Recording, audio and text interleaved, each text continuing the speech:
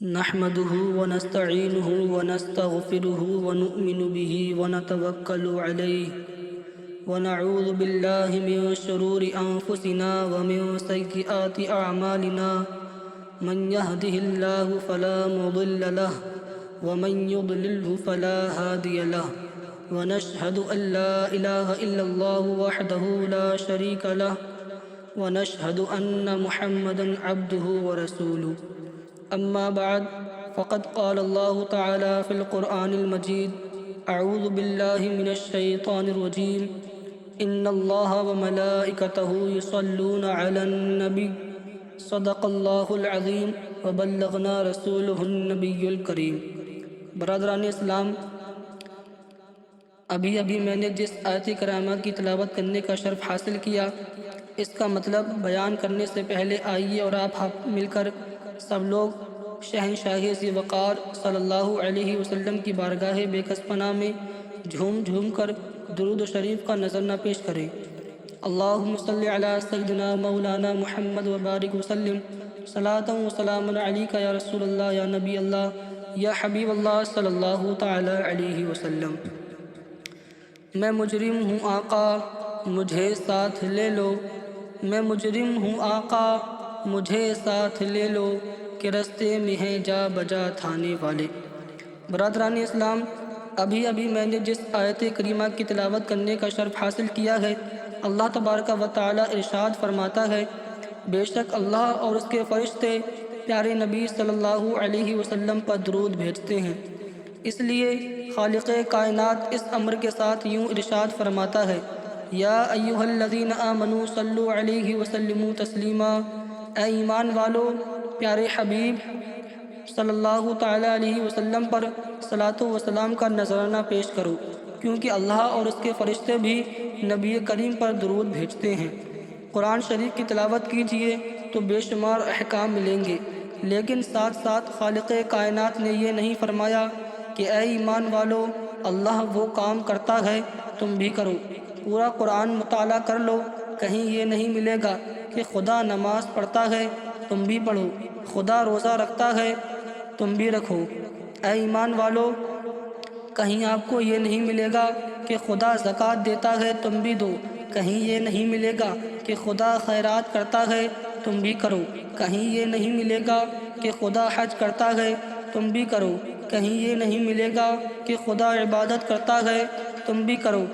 لیکن جب باری آئی اپنے محبوب پر درود پڑھنے کی، جب باری آئی اپنے حبیب پر درود پڑھوانے کی، جب باری آئی اپنے نبی پر درود کا نذرانہ پیش فرمانے کی، جب باری آئی نبی پر درود بھجوانے کی، تو سب سے پہلے اپنے فعل کا اظہار فرمایا اور سب سے پہلے اپنے کام کو ظاہر فرمایا۔ ان اللہ و ملائکتہ یصلون علی النبی، بے شک اللہ اور اس کے فرشتے درود بھیجتے ہیں۔ یا ایھا الذین آمنوا، اے ایمان والو، صلو علیہ وسلموا تسلیما، پیارے نبی پر تم بھی خوب درود و سلام پڑھا کرو۔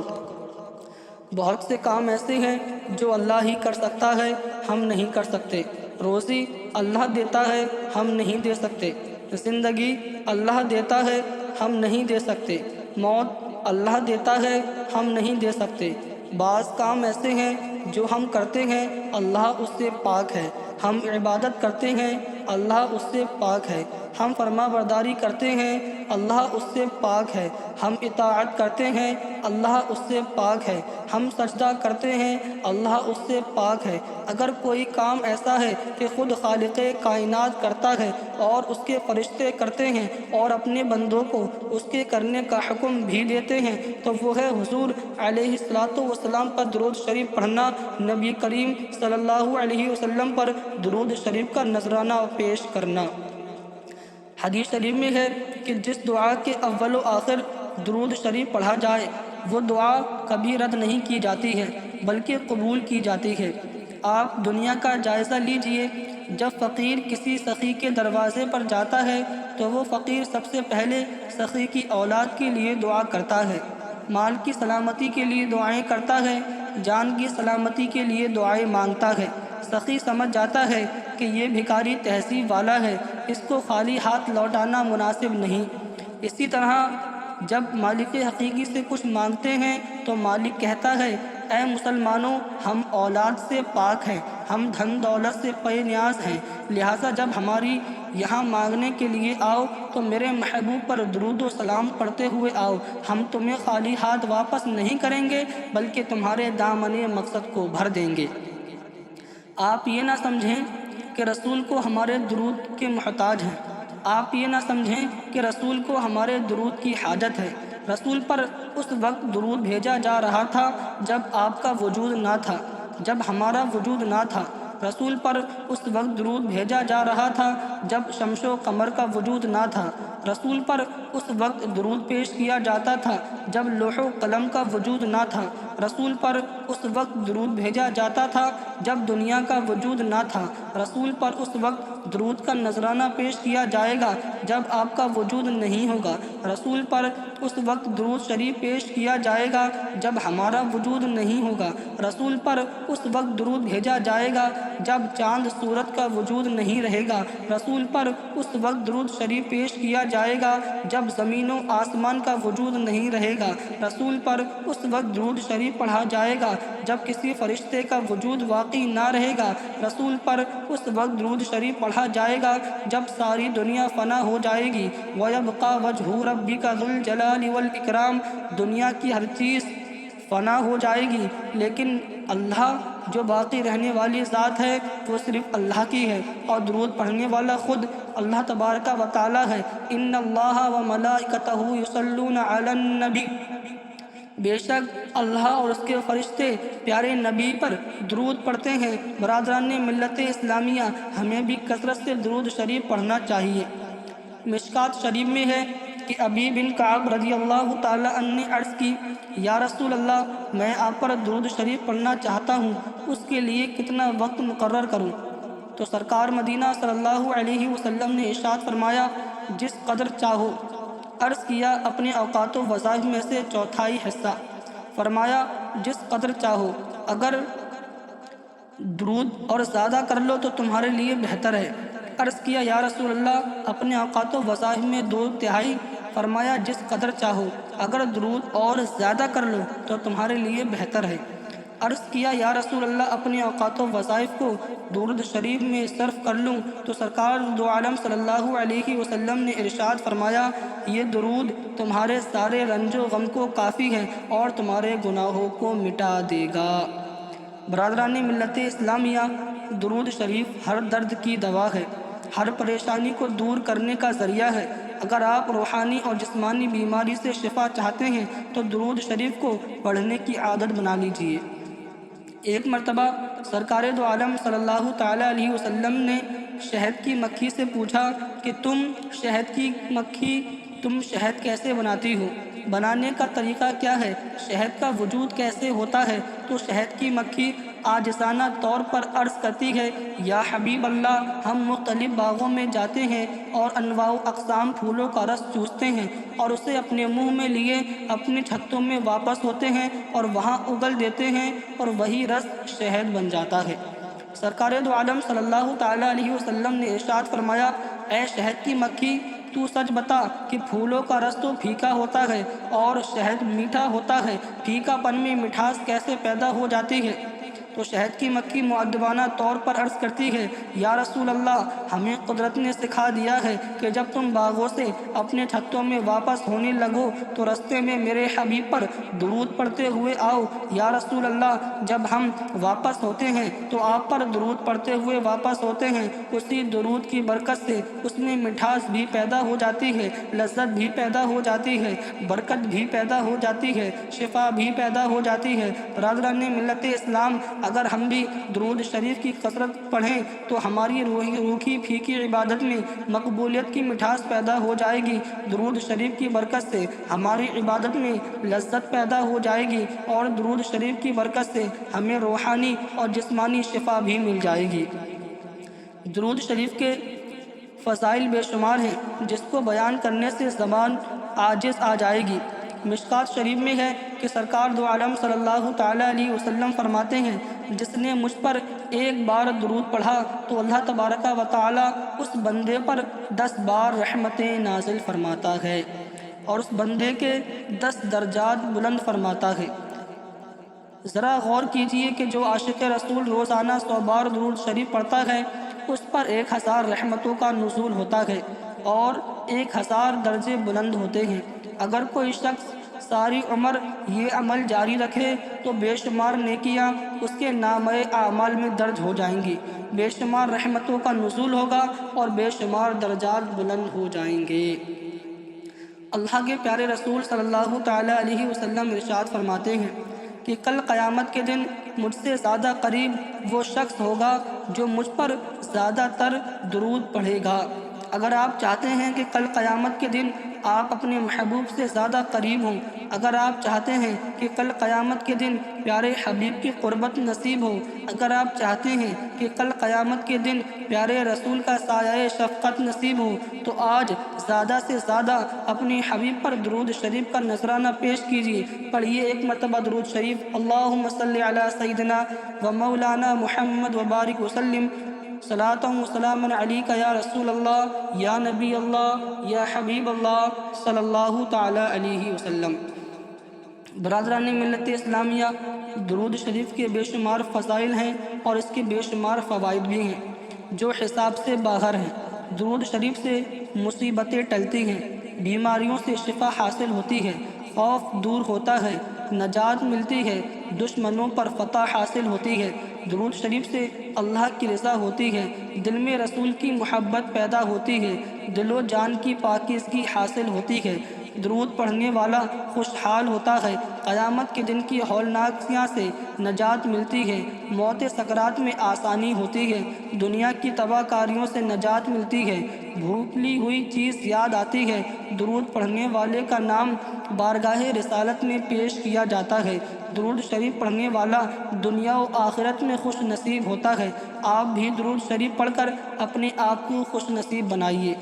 جو شخص پیارے حبیب صلی اللہ تعالیٰ علیہ وسلم پر درود پڑھتا ہے وہ محترم ہو جاتا ہے، سبھی لوگ اس کی تعظیم کرتے ہیں، انسان تو انسان، درندے بھی درود پڑھنے والوں کو تکلیف نہیں دیتے ہیں۔ ایک ولی کامل حضرت ابو الحسن شاذبی ارشاد فرماتے ہیں، ایک مرتبہ میں سفر پر تھا، دن ختم ہو جانے کے بعد جب رات آئی تو وہ جگہ کافی خطرناک تھی، چاروں طرف درندے مجھے گزن پہنچانے کے لیے کوشاں تھے۔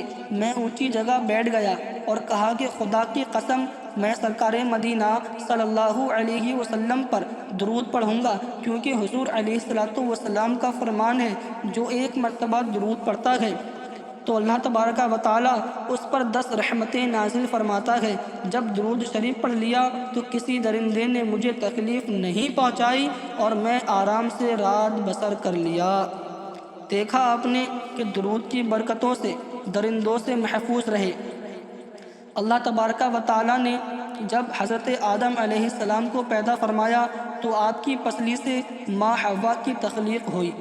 حوا کو دیکھتے ہی حضرت آدم علیہ السلام کو شہوت پیدا ہوئی، کیونکہ اللہ تبارک و تعالیٰ نے آدم علیہ السلام کے جسم اطہر میں شہوت بھی پیدا فرما دی تھی۔ آدم علیہ السلام نے عرض کیا، یا اللہ میرا نکاح اس کے ساتھ کر دے۔ ارشاد باری ہوا، اے آدم اس کا مہر کیا ادا کرو گے؟ آدم علیہ السلام نے عرض کی، اے پروردگار عالم میں کیا مہر ادا کروں؟ میرے پاس مال و زر نہیں ہے، روپیے پیسے نہیں ہیں، میرے پاس نقد و جنس نہیں ہے، میرے پاس دھن دولت نہیں ہے۔ ارشاد باری ہوا، اے آدم تم پیدا ہوئے تھے تو عرش پر ایک عظیم نام لکھا ہوا دیکھے تھے، میں نے تم کو بتایا تھا کہ یہ میرے محبوب کا نام ہے۔ تم نے مجھ سے پوچھا تھا کہ اے خالق کائنات کیا یہ مجھ سے بھی زیادہ عزیز ہے؟ تو میں نے تم کو جواب دیا تھا، ہاں اے آدم یہ مجھے تجھ سے بھی زیادہ عزیز ہے۔ اے آدم میرے اس حبیب پر 10 بار درود پڑھ دو تو تمہارا مہر ادا ہو جائے گا۔ آدم علیہ السلام نے عرض کیا، یا اللہ میں اگر تیرے محبوب پر 10 بار درود پڑھ دوں تو کیا میرا نکاح حوا کے ساتھ ہو جائے گا؟ ارشاد باری ہوا، ہاں۔ حضرت آدم علیہ السلام نے 10 بار پیارے حبیب پر درود پڑھا اور اللہ تعالیٰ نے حضرت آدم علیہ السلام کا نکاح حضرت حوا کے ساتھ فرما دیا۔ سبحان اللہ۔ حضرت شیخ الحسن بن حارث لیثی رحمۃ اللہ علیہ ولی کامل اور متبع شریعت تھے اور درود شریف کثرت سے پڑھا کرتے تھے۔ آپ خود بیان فرماتے ہیں کہ مجھ پر گروش کے دن آ گئے، فقر و تندرستی کے دن آ گئے، مجھے چاروں طرف سے گھیر لیا، فاقہ تک کی نوبت آ گئی۔ اسی پریشانی اور فاقے کے عالم میں عید آ گئی۔ صبح عید تھی لیکن کھانے کے لیے کوئی سامان نہ تھا، تو میں بے حد پریشان تھا۔ بچوں کے لیے نہ کپڑے ہیں نہ دیگر کھانے کی کوئی چیز ہے۔ رات تھوڑی ہی گزرنی تھی کہ کسی دروازے پر دستک دی۔ میں دروازہ کھولا تو دیکھا کہ کچھ لوگ اپنے ہاتھوں میں قندیلیں لیے کھڑے ہیں۔ میں بہت پریشان ہو گیا کہ معلوم نہیں یہ لوگ کون ہیں، کیوں دروازے پر کھڑے ہیں۔ ان میں سے ایک شخص جو اس علاقے کا رئیس تھا آگے بڑھا اور مجھ سے مخاطب ہو کر کہنے لگا کہ میں سو رہا تھا، میری قسمت کا ستارہ چمک اٹھا کہ میں دیکھتا ہوں کہ شہنشاہ مدینہ صلی اللہ علیہ وسلم تشریف لائے ہیں اور مجھ سے فرما رہے ہیں کہ ابو الحسن اور ان کے بچے بڑی تنگدستی میں دن گزار رہے ہیں، تجھے اللہ تبارک و تعالیٰ نے بہت کچھ نوازا ہے، جا اور ان کی خدمت کر کے ثواب دارین حاصل کر۔ اس کے بچوں کے لیے کچھ کپڑے بھی لے جا تاکہ وہ اچھی طرح سے عید منا سکیں اور خوش ہو جائیں۔ یہ کچھ سامان آپ کی خدمت میں حاضر ہے، قبول فرمائیں، اور میں درزی بھی ساتھ لایا ہوں تاکہ آپ کے بچوں کے کپڑے اسی وقت تیار ہو جائیں اور آپ کے بچے خوش ہو کر عید منائیں۔ برادران ملت اسلام، درود شریف کی برکت سے عید کی خوشیاں لوٹ آئیں۔ اگر ہم بھی عقیدت و محبت کے ساتھ پیارے حبیب صلی اللہ علیہ وسلم پر درود پڑھیں تو یقیناً دو جہاں کی خوشیاں ہمارے نصیب میں ہو جائیں گی۔ حضرت انس رضی اللہ تعالی عنہ سے روایت ہے کہ سرکار دو عالم صلی اللہ تعالی علیہ وسلم ارشاد فرماتے ہیں، جو شخص مجھ پر ایک بار درود شریف پڑھے، اللہ تبارک و تعالی اس درود شریف پڑھنے والے کی سانس سے ایک سفید بادل پیدا فرماتا ہے، پھر اسے برسنے کا حکم دیتا ہے۔ جب وہ بادل برستا ہے تو اللہ تبارک و تعالی زمین پر برسنے والے ہر قطرے سے سونا پیدا فرماتا ہے اور پہاڑ پر گرنے والے ہر قطرے سے چاندی پیدا فرماتا ہے، اور کافر پر گرنے والے ہر قطرے کی برکت سے اس کو ایمان کی دولت نصیب فرماتا ہے۔ حضرت عبداللہ بن عباس رضی اللہ تعالی عنہما سے روایت ہے کہ اللہ تعالیٰ کی طرف سے وحی بھیجی گئی کہ اے موسیٰ، میں نے تجھ میں 10,000 کان پیدا فرمائے، یہاں تک کہ تو نے میرا کلام سنا۔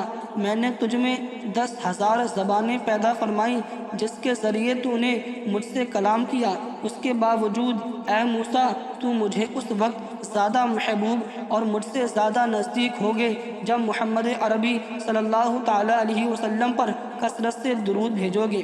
محترم حاضرین، مجلس دیکھا آپ نے کہ اللہ تبارک و تعالیٰ نے موسیٰ سے بھی فرمایا کہ وہ اس وقت زیادہ محبوب ہو سکتے ہیں جب کثرت سے درود شریف پڑھیں گے۔ اگر ہم بھی کثرت سے درود شریف پڑھیں تو یقیناً اللہ تبارک و تعالیٰ کی رحمتیں ہم پر نازل ہوں گی۔